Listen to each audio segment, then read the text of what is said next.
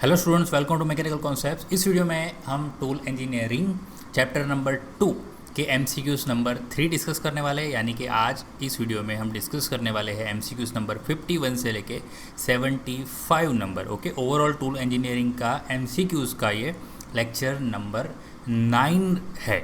Okay, और एक बात ये बता दूँ कि ये जो मटेरियल जो है, कटिंग टूल के मटेरियल का हमारा आज के एमसीक्यूज़ का वीडियो है, जो आपको डिप्लोमा में तो काम आएगा ही, बट आपको डिग्री में भी काम आएगा। और आपको जो फ्यूचर में जो कॉम्पिटिटिव एग्ज़ाम्स है, जैसे कि गेट है, ईएसई है, और भी बहुत सारी पीएसयू कंपनीज की जो कॉम्पिटिटिव एग्ज़ाम्स होती है, उसमें भी ये सारे कॉन्सेप्ट्स आपको बहुत बहुत काम लगेंगे। ठीक है, तो ये एमसीक्यूज़ आपको बहुत ही ध्यान से अच्छे से करना है और याद रखने की कोशिश करना है। चलिए, क्वेश्चन नंबर 51 डिस्कस करेंगे। Thermal conductivity of a cutting tool should be high low, या हाई और लो बोथ विल सफाइस, या तो कांट से दोनों चलेगी, हाई होनी चाहिए, लो होनी चाहिए। तो देखिए, थर्मल कंडक्टिविटी की बात चल रही है। अब थर्मल कंडक्टिविटी क्या होता है? तो कटिंग टूल की ऐसी एबिलिटी होती है कि वो खुद में से जब वो मटेरियल कट करता है, तब जो हीट जनरेट होती है, तो वो कटिंग टूल क्या करेगा, खुद में से हीट को जल्द से जल्द पास करके वो डिसिपेट कर देगा सराउंडिंग में, एटमॉस्फेयर में। ठीक है, हीट को जमा नहीं होने देगा वहाँ पे खुद में। तो वो एबिलिटी होती है। तो ऑब्वियसली ऐसे जो थर्मल कंडक्टिविटी होती है वो कैसे होनी चाहिए? हाई होनी चाहिए। जितनी ज़्यादा थर्मल कंडक्टिविटी होगी, वो खुद में से हीट को जल्द से जल्द वो पास कर देगा, खुद में जमा नहीं रखेगा। ठीक है, चलो, तो फिर जो उससे होने वाले जो डिसएडवांटेजेस है, तो उससे हम बच जाएंगे। 52, कोबाल्ट जो होता है इन सीमेंटेड कार्बाइड टूल क्या करता है? रेगुलेट करता है। क्या रेगुलेट करता है भाई? टफनेस को रेगुलेट करता है, वेयर रेजिस्टेंस को रेगुलेट करता है, हार्डनेस या ड्यूरेबिलिटी। तो देखिए, कोबाल्ट जो होता है सीमेंटेड कार्बाइड में, अगर आप टंगस्टन की बात करें तो देखिए, सॉरी, कोबाल्ट की बात करें, जैसे जैसे कोबाल्ट आप ज़्यादा करोगे तो उसका टफनेस बढ़ता जाएगा, कोबाल्ट का वैल्यू कम करोगे, टफनेस का वैल्यू कम होगा। ओके, सो वो किसको रेगुलेट करता है? ऑब्वियसली टफनेस को रेगुलेट करता है। सीमेंटेड कार्बाइड्स जो टूल्स रहते हैं, उसमें जो कोबाल्ट होता है वो टफनेस को रेगुलेट करता है। Okay, ceramics can be made by. अब ये जो सिरामिक्स के जो कटिंग टूल मटेरियल्स आते हैं, वो किससे बन सकते हैं? एल्यूमिनियम ऑक्साइड, टाइटेनियम कार्बाइड, या टाइटेनियम बोराइड। तो जो सिरामिक्स होते हैं वो एल्यूमिनियम ऑक्साइड के भी बनते हैं, टाइटेनियम कार्बाइड के भी बनते हैं, और टाइटेनियम बोराइड के भी बनते हैं। तो यहाँ पे हमारा आंसर क्या आएगा? All of the above. Heat conductivity of which of the following cutting tool is lowest? Heat conductivity देखिए किसकी कम है? हाई कार्बन स्टील की, हाई स्पीड स्टील की, सीमेंटेड कार्बाइड की, या सिरामिक्स की। तो देखिए, जैसे जैसे कटिंग टूल मटेरियल आते गए, एक चीज़ है कि जो हीट डिसिपेशन की कैपेसिटी वो थोड़ी बहुत कम होती गई, तो हीट कंडक्टिविटी कम होती गई। तो यहाँ पे देखिए, तो सबसे पहला जो हमारा कटिंग टूल मटेरियल जो हाई कार्बन स्टील, उसकी जो हीट कंडक्टिविटी है वो सबसे ज़्यादा है, फिर धीरे धीरे कम होती गई। देखिए, ये सबसे ज़्यादा, फिर कम, फिर सीमेंटेड कार्बाइड है उससे भी कम, और सबसे कम अभी इन चारों में से बात करें तो सिरामिक्स की। ठीक है, तो सिरामिक्स की जो हीट कंडक्टिविटी है इन चारों में से सबसे लोवेस्ट रहेगी। ठीक है, 55 number, the coated carbides become 2 or 3 times more wear resistance when coating off. कौन सा अप्लाइड करना है हमें? TiC अप्लाइड करना है, TiN अप्लाइड करना है, या Al2O3 अप्लाई करना है? Okay, titanium carbide, titanium nitride, या एल्यूमिनियम ऑक्साइड। तो कौन सा अप्लाई करेंगे तो वो ज़्यादा से ज़्यादा वेयर रेजिस्टेंस उसका जो है वो बढ़ेगा? तो देखिए, तीनों जो है वो हम अप्लाई कर सकते हैं, जिसका वेयर रेजिस्टेंस प्रॉपर्टी क्या होगा, जो कार्बाइड्स के टूल्स होते हैं उसकी बढ़ जाएगी। ओके, चलिए, यूकॉन जो पजेस करता है, क्या पजेस करता है? देखिए, high thermal shock resistance, high hardness as well as toughness, और excellent resistance to diffusion and chip welding. तो देखिए, यूकॉन जो है वो ये सारे प्रॉपर्टीज़ पजेस करता है। तो यहाँ पे हमारा आंसर क्या आएगा? ऑल ऑफ दी अबव आएगा। High speed steel is invented by Taylor, Henri Moissan, union carbide company of USA, इसको ये तो यूकॉन आएगा, ठीक है, और ऑल ऑफ दी अबव। तो देखिए यहाँ पे जो हाई स्पीड स्टील है किसने फाइंड किया था, टेलर ने फाइंड किया था।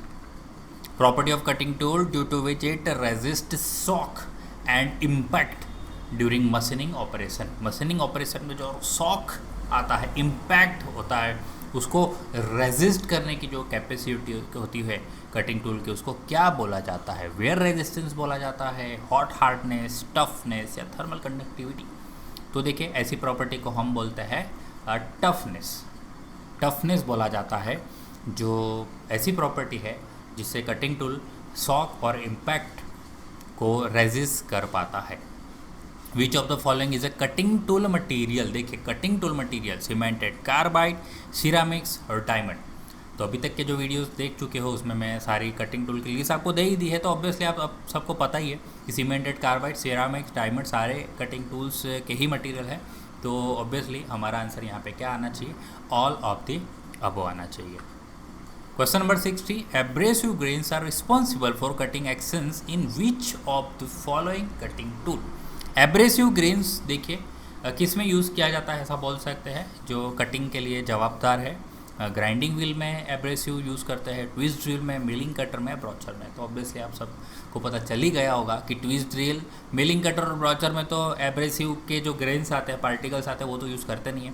तो हमारा एक ऑप्शन यहाँ पे क्लियर कट दिखाई दे रहा है कि ग्राइंडिंग व्हील। तो एब्रेसिव ग्रेन्स रिस्पॉन्सिबल है किसमें, ग्राइंडिंग व्हील में रिस्पॉन्सिबल है किसके लिए, कटिंग एक्शन के लिए। स्टेलाइट होता है तो cast alloys lose their hardness at a temperature around. Stellite जो होता है वो अपनी हार्डनेस को कौन से टेम्परेचर पे लूज करता है, स्टेलाइट या cast alloys has hot hardness value कितनी है, उनकी रेड हार्डनेस वैल्यू कितनी है। तो देखिए स्टेलाइट की red hardness, hot hardness value रहेगी 800 से लेके 900 degree Celsius. Arrange the following cutting tool material in a descending order में हमें अरेंज करना है कॉस्ट के हिसाब से। कॉस्ट के हिसाब से हमें क्या करना है, डिसेंडिंग ऑर्डर में, यानी सबसे ज़्यादा कॉस्ट, फिर कम कॉस्ट, फिर कम कॉस्ट, फिर कम कॉस्ट। ओके, सो सबसे ज़्यादा कॉस्ट देखिए कौन सी रहेगी, क्यूबिक बोरॉन नाइट्राइड की। देखो सबसे ऐसे तो डायमंड की रहेगी, बट डायमंड यहाँ पे लिखा है नहीं, तो क्यूबिक बोरॉन नाइट्राइड नंबर 1 पे आएगा। तो सेकंड नंबर ये रहा सेकंड नंबर। और उसके बाद सिरामिक्स की कॉस्ट कम हो जाएगी, और उसके बाद हाई स्पीड स्टील की कॉस्ट कम हो जाएगी, और सबसे जो चीपेस्ट रहेगा high carbon steel. So obviously यहाँ पे हमारा ऑप्शंस ए आएगा, ठीक है। तो चलिए question number 64, which among this is the hardest. इन चारों में से जो है वो हार्डेस्ट कौन सा है, high carbon steel, cemented carbide, cast alloys और हाई स्पीड स्टील। तो देखिए सबसे पहले जो इन्वेंट हुआ था वो हाई कार्बन स्टील हुआ था, यानी ये सबसे सॉफ्ट होगा, ठीक है। उससे ज़्यादा हार्ड आएगा हाई स्पीड स्टील, उसके बाद फिर कास्ट एलॉयस और उसके बाद सीमेंटेड कार्बाइड्स। तो यहाँ पे हमारा आंसर क्या आना चाहिए, सीमेंटेड कार्बाइड्स आना चाहिए। इन चारों की बात करें तो सीमेंटेड कार्बाइड्स और सबसे ज़्यादा हार्ड होगा। विच of the following is the highest hot hardness value. देखिए इसमें से आपको डिसाइड करना है कि हॉट हार्डनेस वैल्यू किसकी है। तो हॉट हार्डनेस वैल्यू सबसे ज़्यादा तो वैसे तो डायमंड की आएगी, तो डायमंड है नहीं, बट अभी तो क्यूबिक बोरॉन नाइट्राइड दिख रहा है जो सेकंड हाईएस्ट में नाम आता है, ठीक है। सो यहाँ पे क्लियर कट दिखाई दे रहा है कि क्यूबिक बोरॉन नाइट्राइड जो CBN कटिंग टूल का मटेरियल है उसकी हॉट हार्डनेस वैल्यू हाईएस्ट रहेगी। चलिए क्वेश्चन नंबर 64 क्या है, which among the following is the costliest cutting tool material. तो कॉस्टलीस्ट की बात करें तो high speed steel, cast alloy, carbides और हाई कार्बन स्टील में सबसे ज़्यादा कॉस्ट किसकी रहेगी। तो हाई कार्बन स्टील सबसे चीप में आएगा, उसके बाद हाई स्पीड स्टील उससे ज़्यादा कॉस्ट होगी, और फिर आएंगे हमारे कास्ट एलॉयस, और उसके बाद आएंगे हमारे कार्बाइड्स। ओके, सो कार्बाइड्स यहाँ पे इन चारों की बात करें तो सबसे ज़्यादा उसकी कॉस्ट होगी। विच among the following cutting tool materials highest shock resistant capacity.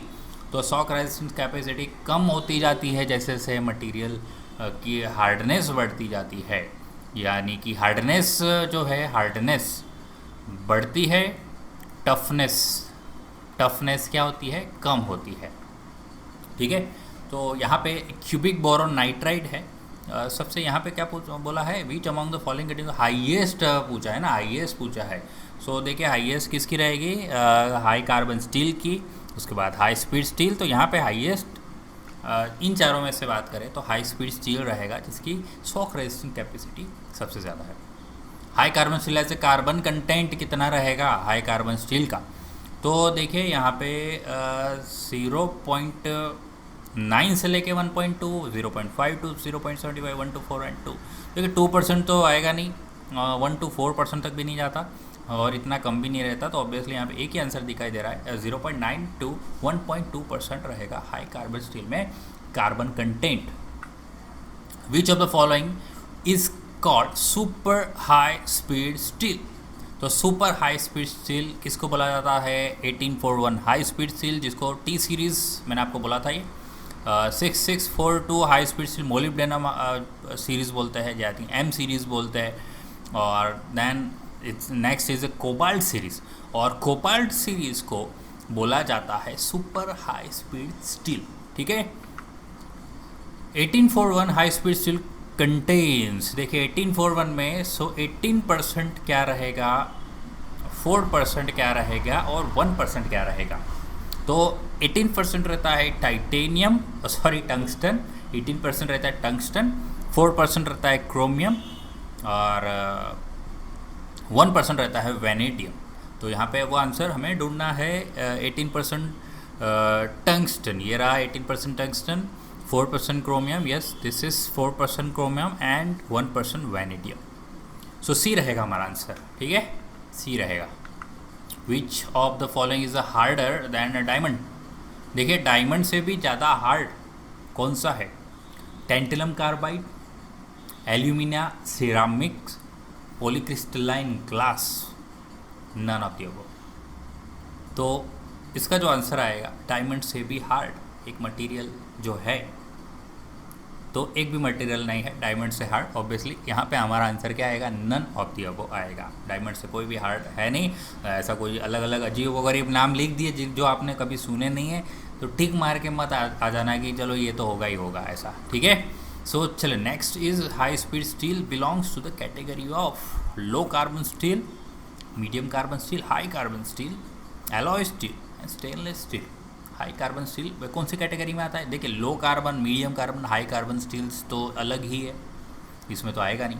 Stainless steel भी थोड़ा अलग है, तो इसका जो आंसर रहेगा एलॉय स्टील रहेगा। Okay, so high speed steel alloy steel का एक उस कैटेगरी में है, एलॉय स्टील की कैटेगरी में आता है।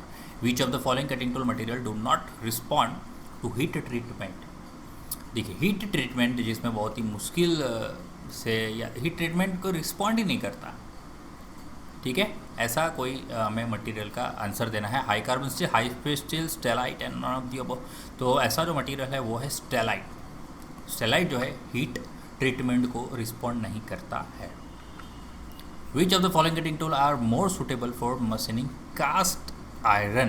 कास्ट आयरन को मशीनिंग करने के लिए high carbon steel, high speed steel, stellites, cemented carbides. तो कास्ट आयरन को मशीनिंग करने के लिए जो सबसे इन चारों में से जो बेस्ट मटेरियल है वो है सीमेंटेड कार्बाइड। आज की वीडियो का last question 75 number, which of the following is incorrect statement. Incorrect statement ढूंढना है अबाउट सिरामिक्स। सिरामिक्स के बारे में इनकरेक्ट स्टेटमेंट कौन सा है? कि surface finish produce by ceramics are nearly same as carbides. तो सिरामिक्स जो सरफेस फिनिश देता है वो कार्बाइड्स जैसा ही होता है। तो ये बात तो ट्रू है। ठीक है, ये इनकरेक्ट नहीं है, ये करेक्ट है। Ceramics consume 20% lesser power than carbides for nearly same surface finish. Yes, ये भी ट्रू है कि सिरामिक्स जो है वो 20% कम पावर यूज़ करता है अगर आपको सेम सरफेस फिनिश चाहिए। कार्बाइड्स जो सरफेस फिनिश प्रोवाइड करता है वैसा ही सरफेस फिनिश आपको सिरामिक्स प्रोवाइड करेगा, बट आपको एक एडवांटेज रहेगा कि 20% लेस पावर यूज़ होगा आपका। Okay, use of ceramics are limited because of their brittleness and lack of rigidity. So yes, ceramics का एक ये डिसएडवांटेज है कि ब्रिटलनेस है और लेक ऑफ रिजिडिटी, ये भी एक ट्रू है। Ceramics are suitable for interrupted cuts. नहीं, सिरामिक्स जो है वो इंटरप्टेड कट्स के लिए यूज़ नहीं होता। तो यहाँ पे एक फॉल्स स्टेटमेंट मिला है हमें। सिरामिक्स जो इंटरप्टेड कट्स के लिए यूज़ करते हैं सूटेबल है नहीं, ऐसा रॉन्ग है।